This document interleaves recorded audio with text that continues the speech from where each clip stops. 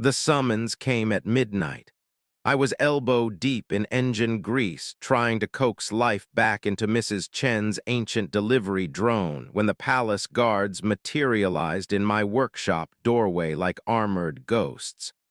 Their ceremonial silver plating gleamed under my flickering work lights, absurdly pristine against the oil-stained chaos of my repair shop. "Kira Vance?"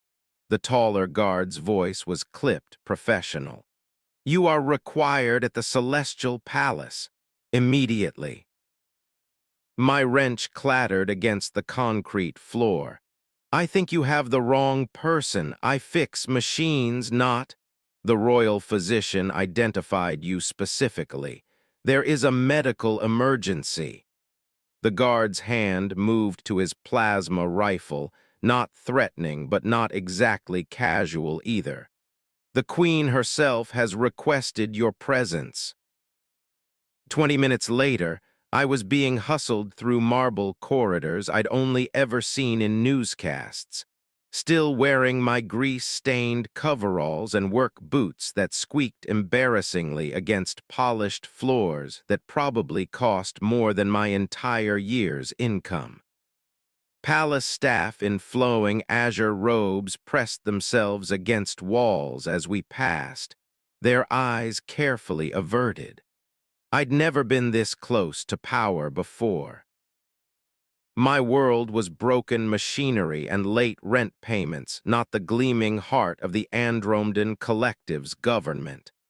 The guards deposited me in an antechamber where elegant tapestries depicted the conquest of our star cluster 3 generations ago. A woman in medical whites appeared, the royal physician, judging by the insignia on her collar. "Miss Vance." She studied me with sharp eyes behind wire-rimmed glasses. "You have experience with resonance sensitivity, yes." I blinked. "I mean, I can feel emotional frequencies sometimes. Makes me good at diagnosing malfunctioning AI cores, but I'm not." "That will suffice." She gestured impatiently toward ornate double doors. "The princess is in distress. Standard medical interventions have failed. We believe she may be experiencing a resonance crisis." "But I'm not trained for—" The doors opened, cutting off my protest. The Queen's private chambers were less opulent than I'd imagined, decorated in soft creams and golds that seemed designed for comfort rather than display. But I barely noticed the decor. The sound hit me first, a baby's wail that seemed to vibrate in my bones, discordant and wrong in a way that made my teeth ache. Not just crying. This was pain given voice, primal and desperate. Queen Lysara stood in the center of the room, rocking a small bundle wrapped in shimmering cloth. She looked nothing like her official portraits. Her famous silver hair hung loose and disheveled around her shoulders. Her eyes, usually so composed in public appearances, were raw with exhaustion and fear. "Your Majesty," the physician bowed. "This is Kira Vance, the resonance sensitive I mentioned." The Queen's gaze fixed on me. Up close, I could see the legendary violet of her irises, the genetic marker of the ruling bloodline. "Can you feel it? What's wrong with my daughter?" I stepped closer hesitantly, and the crying intensified. But underneath the sound, I could sense something else. A chaotic flutter of emotional frequencies, like radio signals all broadcasting on the same wavelength. Fear, confusion, pain, all tangled together in a knot that even I could barely process. "She's overwhelmed," I said slowly, trying to articulate what I was sensing. Too many emotional impressions at once.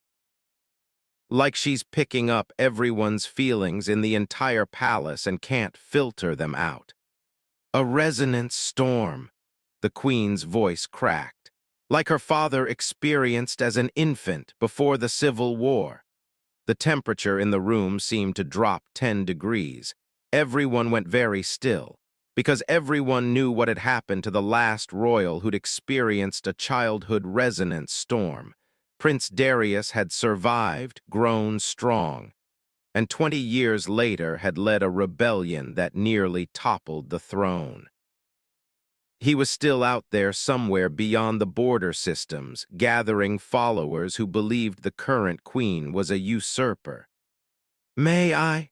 I extended my hands, not sure what I was offering, but unable to stand that sound any longer. Queen Lysara hesitated for only a heartbeat before placing her daughter in my arms. The weight was so small, so fragile. I'd never held a baby before. Through the shimmering cloth, I could feel her tiny body trembling. The crying stopped, just like that.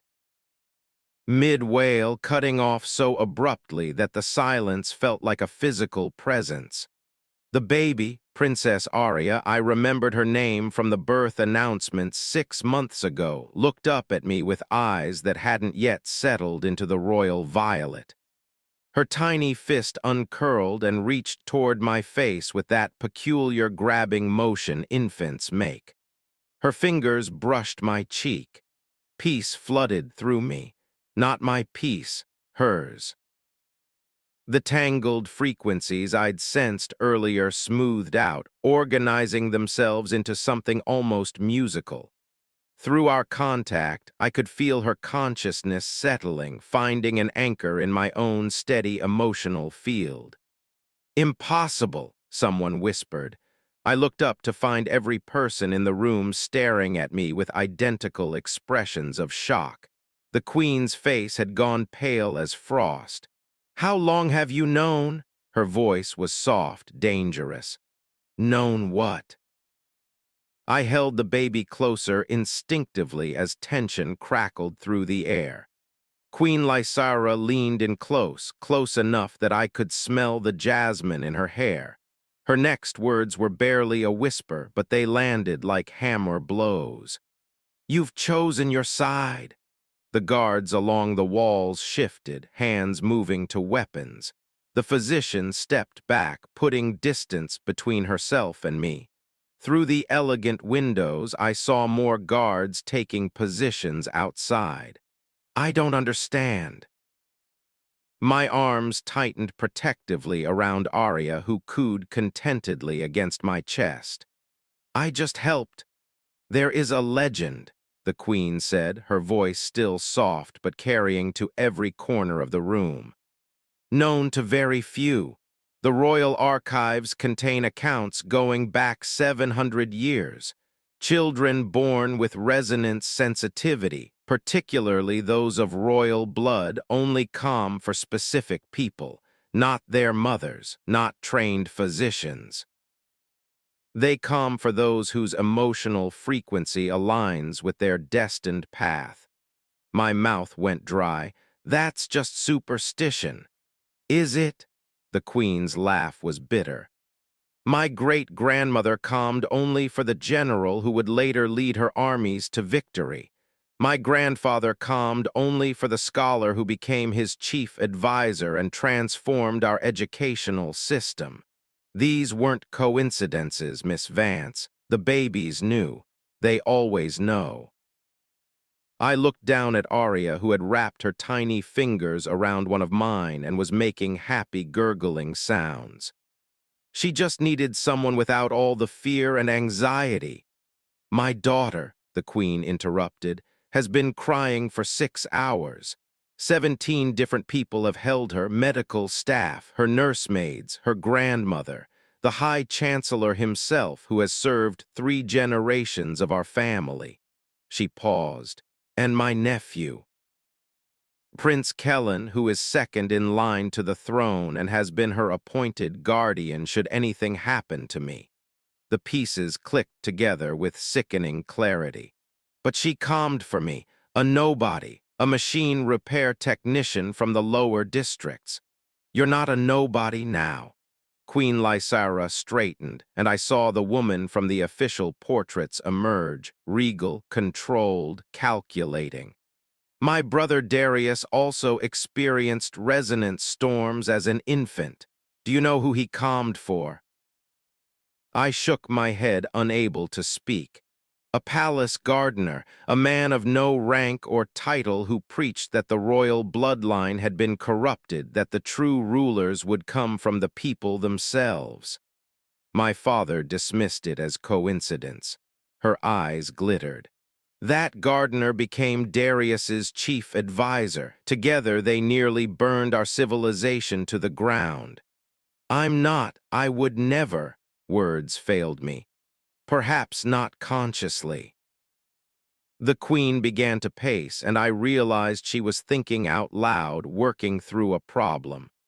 But my daughter has bonded to you. Her resonance has marked you as significant to her future. The question is, which future? An advisor with elaborate braids and calculating eyes spoke up. Your Majesty, the precedent is clear. The child has revealed a threat. I'm not a threat. The baby stirred at my raised voice, and I forced myself to calm down, more quietly. I have no interest in politics. I just want to go back to my shop. What you want is irrelevant. The queen stopped pacing and faced me fully. What matters is what my daughter needs, what the throne needs. She glanced at the windows where I could now see the shadows of at least 20 guards. Some of my advisors will counsel that I eliminate you immediately, remove the variable before it becomes a problem.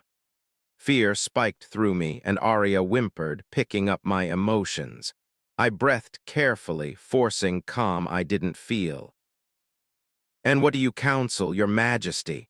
For a long moment, Queen Lysara simply studied me. I saw intelligence in those violet eyes and calculation, but also something else. Exhaustion, fear, the look of a mother who would do anything to protect her child, even terrible things. I counsel observation. She turned to her advisor. Miss Vance will remain in the palace, guest quarters, not the dungeons, but she does not leave the grounds. Place a security detail on her. Monitor all communications. Your Majesty, the advisor began, that is my decision.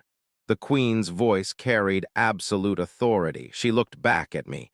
You will help us understand my daughter's abilities. You will teach us how to calm her resonance storms, and in return you will be compensated generously and kept safe.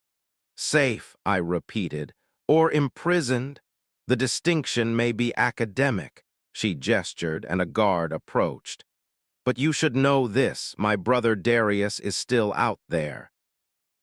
He has spies everywhere, even within these walls. If word reaches him that the princess has bonded with someone new, someone outside the traditional power structure, she let the implication hang. He'll think I'm part of some plot or try to recruit me. I felt sick. Or kill you to prevent anyone else from having the advantage. The Queen's expression softened slightly. I am trying to protect you, Miss Vance, as well as my daughter, whether you believe that or not. Arya yawned, her tiny mouth opening in a perfect O. She was falling asleep against my chest, completely trusting, completely innocent of the political maelstrom her simple act of reaching for me had created. What happens when she's older? I asked quietly. When she can make her own choices about who she trusts. Then we'll see whose side you truly chose tonight. The Queen reached out slowly, and I reluctantly transferred the sleeping princess back to her mother's arms. Arya fussed briefly but didn't wake. For now, you are bound to this palace and to my daughter's fate. I suggest you make peace with that quickly. Guards moved to flank me, not roughly but firmly, making it clear this wasn't a request.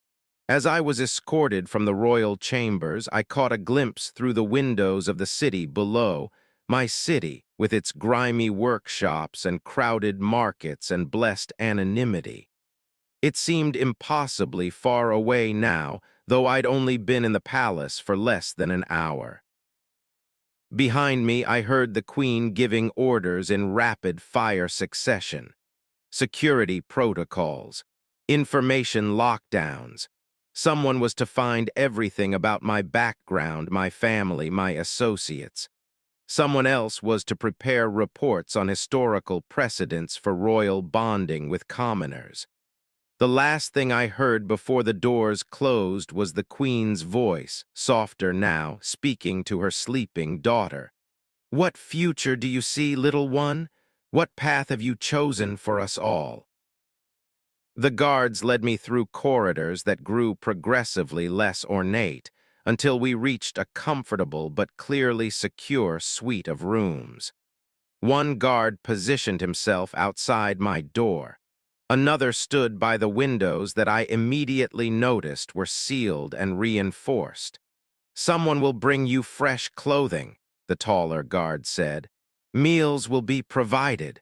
Do not attempt to leave or communicate with anyone outside these rooms."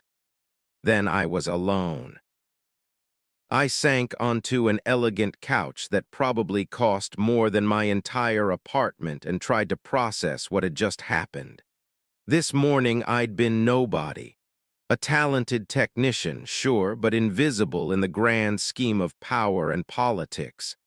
Now I was a variable, a threat, a potential ally or enemy to forces I barely understood, all because a baby had stopped crying in my arms. Through the sealed windows, I could see the palace grounds lit up like a constellation. Somewhere in this maze of power and protocol, Princess Arya slept peacefully, her resonance finally calm. And somewhere out beyond the borders, Prince Darius and his followers plotted their return, always watching for weaknesses in the throne. The Queen had said I'd chosen my side.